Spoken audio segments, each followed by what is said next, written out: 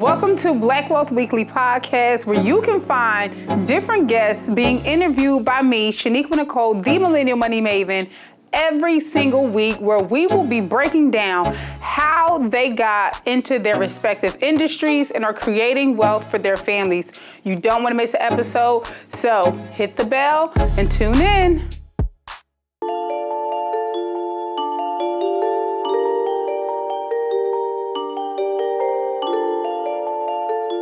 What's up, family? Shaniqua Nicole, the Millennial Money Maven, here at the 2023 InvestFest with Black Wealth Weekly magazine. And this king just pulled up on me.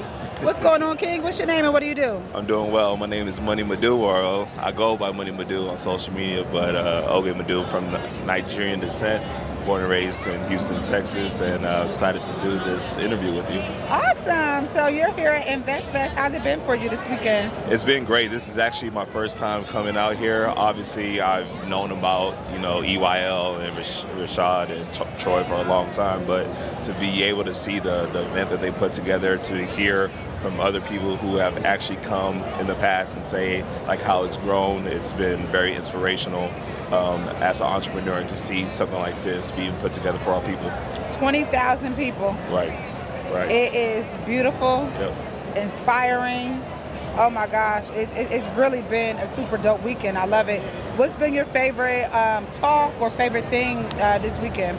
I would say I went to the Zillow speech yesterday with Andre Haynes, Brian with Mobile Home Investing, and Nicole Purdy, and they're just talking about how they were able to, use their different experiences within real estate and how they were able to, grow their real estate portfolios just through that. So that was a very inspirational talk. And then obviously seeing Xavier Miller with Millionaire Mindset Podcast, how they were able to kind of like bring the crowd out within that live interview has been great as well. Yeah, super dope. I love it. So tell me a little bit about it, what it is that you do. So I am a mortgage lender, so I'm able to, pretty much I'm licensed right now in Texas and Florida, but I have the capability, if you are purchasing an investment property, to do all 50 states. Okay.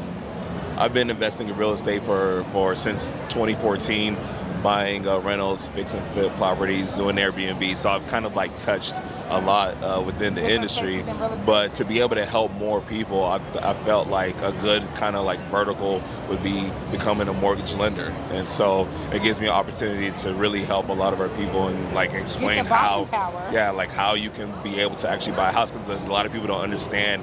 I'm not going to say it's easy to buy a house, but there's processes where you might have thought you can't qualify that you can qualify for. I do think buying a house and home ownership is a lot more achievable than people think it is. Right. And I don't know why people have such a mental block about it. But what would you say are like the main factors in being able to buy a house? Like how many years of work experience? How much money should I have saved up? What does a new homeowner look like? Yeah, so if you're looking to buy a house, especially if you are looking to buy a house that you're living in, there are multiple different options where you can put as low as 3% down, 3 to 5% range, unless you're a veteran, and then you can be, 0% down. But usually what we look at as a lender to get you pre-approved is 2 years work experience. So if you're a W-2 employee, that's literally the best that you can do for whatever reason. The banking guidelines, they don't like the self-employed people. I mean, it's not that they don't like it, they just make it harder. They don't. Listen, let me tell you. I had a lender tell me it would be better if I worked a job and made $60,000 versus making several $100,000 in my business as an entrepreneur. Right. You have to have a 730 credit score as an entrepreneur. You can have like a 630 as a W-2 employee. What? So this kind of like tailor back to that.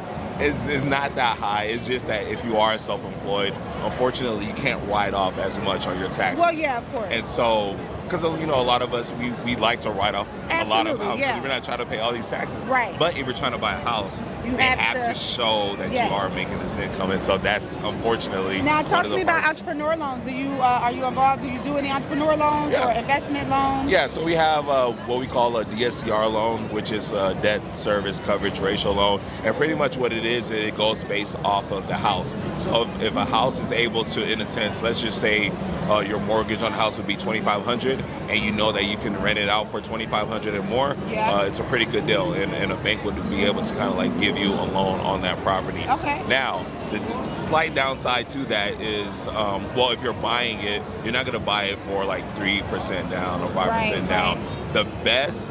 The best opportunity is usually around 15%, Okay. but you can usually expect to put about 20% So down. you just need a little extra cash. Yeah, a little bit of extra capital. Gotcha, Absolutely. gotcha. Okay, well, I mean, that don't sound too bad. No, it's not horrible. Oh, wait, let me go back. So in regards to, when you're trying to purchase a house as a primary residence, we are looking at your last 2-year W-2s, Right. your last 2 months bank statements, and we are also looking at your last 2 pay stubs. And so what that does is it allows me to see your income, and then whenever I run your credit, that, goes against, or we compare it against your debt. Right. And that Calculate the debt to income ratio. Absolutely. And so from there, depending on where you're at, that allows me to say, okay, you qualify for a $300,000 house, Right. or $400,000, whatever the case is. Now, Gotcha. if you're at that limit, I don't recommend hitting that limit. I would What's the prefer. limit? No, I'm just saying, like, say if I say that you can only qualify for 300,000, don't try to. It will be more preferable to see if you can buy something a little bit less than that, because a lot of people don't understand is, all right, if you are at that 300,000, you're probably kind of at that limit where it's like It can get at tough you're right. for you. And so a lot of people don't understand is that typically when you buy a house, your property taxes tend to go up after a while, and that means your mortgage payment goes up a little bit. And some people don't realize that that's the thing that can happen. Yep. It doesn't always happen, but that's something to consider. And a In lot of people these don't. markets, It's been going crazy these if last real couple estate years. is going up, your Yeah. taxes are going to go up. 100%. Especially if you're in like markets where there's a lot of gentrification. Absolutely. That Absolutely. is how people end up with tax liens and then losing The house. to Yep. tax liens. Yep. So no, Yep. that's a valid point to make for sure. I got it, love it. So I think you said you do a little bit of educating. Yeah. Tell me a little bit about how you help people get into their mortgages or homes. So I have a YouTube channel. So you Shout go it to out. youtube.com/moneymadu, where I be discussing mortgages, the different types of loans it is, some of the experiences that I have in regards to buying a house, how I've used some of the programs to fix up a house, build in the equity, and now it's, I have over $100,000 in equity in just a Ooh. home that I was able to I love it. buy in a hood in Houston, in the area that's gentrifying. So And now it's not the hood no more. it's turning literally over. turning over. Like I'm literally watching it turn over. So Right. for a lot of people, they like to buy their dream house up front. Don't do that unless you're just balling. If you balling, just go for it. But if you are in the beginning of your phases, it's okay to buy something that's a little bit more affordable, a little bit more in your budget. And I always recommend, if you buy a house, most people are not staying in that house for a long period of time. Yeah. So buy something that you will be able to rent out afterward. Yes. And so that's where you don't want to buy too much over your means, because you typically won't be able to rent it out for a profit if you're buying too high. So that's Got just it. something to keep in mind. Got it. I love it. Awesome. Well, drop a gem for the people before we wrap. Drop a gem of inspiration, Yeah. or it can be a financial tip to help them get their first house. I would just say, just take action. A lot of people, they have this analysis paralysis going on. Take action. One thing that's a blessing within real estate is that you can fail, or not even fail. You can make a lot of mistakes. You can take a lot of losses, and at the end of the day, still win. My very first property that I renovated, horrible situation, got screwed over by a contractor. Took a quick L in the beginning, but at the end was able to refinance and sell the house years later for a good profit. Right. So real estate is a perfect opportunity to still make mistakes and win. I love that. I was just telling my assistant, listen, it don't matter how many L's you take. or how many failures that you have. You only lose when you quit, right? So all of my L's have been lessons, but that's why we're here to help educate, and you're gonna pay either way, right? So you're gonna either pay for that lesson in money, or you're gonna pay for that lesson in time. But either way, you're gonna pay. Absolutely. This is King Money Madu. I'm Shaniqua Nicole, the Millennial Money Maven. We're here at the 2023 InvestFest. Hope you were able to make it, but if not, I guess we're gonna have to catch you guys next year. We'll see you then. Peace.